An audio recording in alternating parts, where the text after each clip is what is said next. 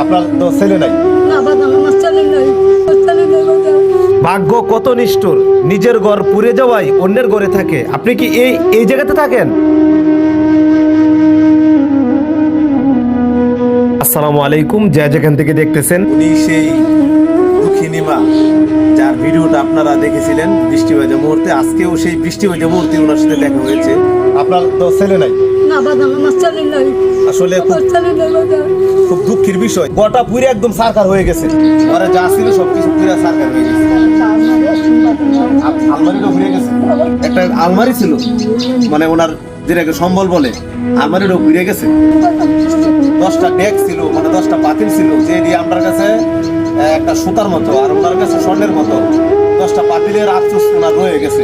বিভিন্ন লতা পাতা জমি থেকে এমনিতে তুলে এনে বিক্রি করে মানুষের বাজার অনেক সময় বাড়িতে নিয়ে দেয়। আসলে কষ্ট লাগতেছে বিষয়গুলো। আর বিশেষ করে আপনারা অনেকেই ওনার জন্য উপহার পাঠিয়েছেন প্রবাস থেকে। এই উপহারগুলো আমাদের কাছে আছে, ইনশাল্লাহ আমরা ওনাকে ঘর বেঁধে দিব, আপনারা এগিয়ে আসবেন। সলিমগঞ্জ ইউনিয়ন জনকল্যাণ সংগঠনের পক্ষ থেকে আমার এই দুঃখিনী মায়ের জন্য উপহার পাঠিয়েছেন চাউল ডাউল এবং কাপড় জুতা সহ ইত্যাদি। প্রতি মাসে ওনারা এই জিনিসটা জারি রাখবে।